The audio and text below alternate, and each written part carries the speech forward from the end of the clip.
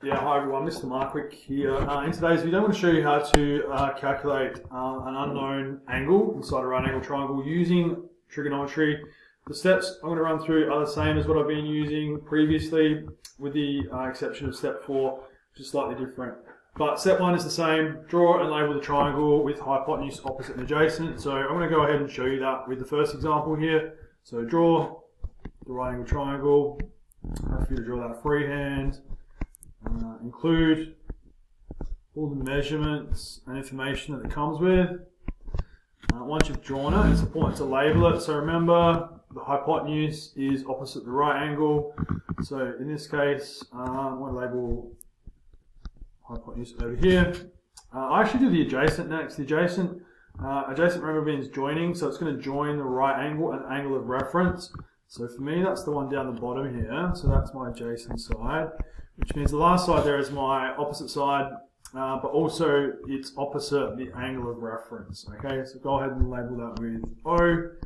Then for step 2, we need to determine which ratio we're going to be using. I'm only going to use 2 of these sides. I'm going to use the 2 sides that are labelled with the length, the 1 and the 2, or the opposite and the hypotenuse side. So I get rid of the adjacent side. I don't need that. I'm using O and H, or opposite and hypotenuse, which corresponds with the sine ratio. Okay, you can see that O and H appears in that ratio and only that ratio. So go ahead and write that ratio down. Sine theta equals opposite over hypotenuse. Step 3 is to substitute the values into that ratio. So I'm going to rewrite this ratio, but instead of O and H, I'm going to use the lengths that are given here, so 1 and 2. I still don't know the angle, so I'm going to keep that as the theta sign. So sine theta equals 1 over 2. And my last step is to solve algebraically. Solving algebraically, I mean, I need to, remove this sine ratio by using the opposite or the inverse operation. So note that if sine theta equals 1 over 2, then theta is equal to the inverse of sine 1 over 2 in brackets. Okay, so theta equals the inverse of sine in brackets 1 over 2. And you can just pop that into the calculator. To get the inverse function of sine, you can see above the sine button, you need to press shift sine to get that.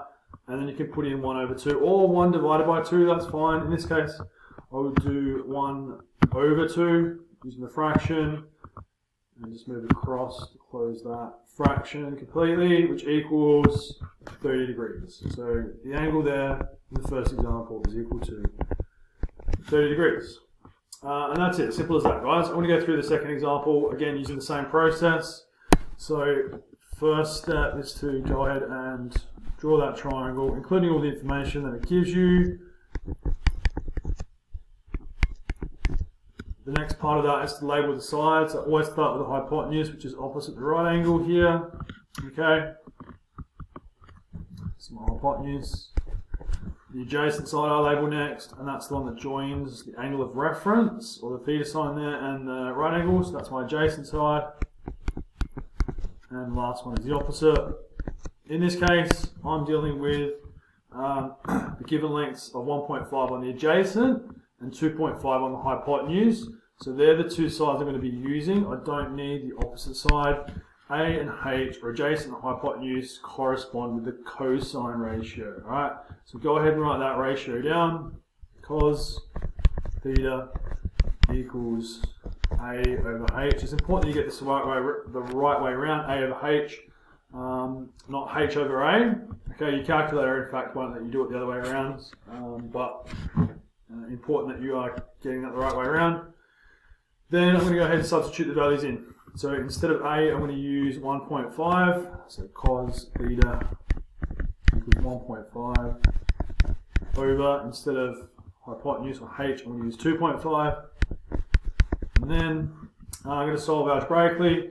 So again, theta is equal to the inverse of cosine in brackets 1.5 over 2.5, or 1.5 divided by 2.5. Again, on the calculator, put do that first. So shift, cosine, in the brackets there, 1.5 over 2.5. In fact, this time I'm just going to do 1.5 divided by 2.5. And that'll be equal to 53.13. In this case, it says to round to 2 decimal places. I actually don't need to round anything, so just 53.13 degrees. All right, and that's it. That's how you calculate an unknown angle or find an unknown angle using trigonometry and following those basic steps.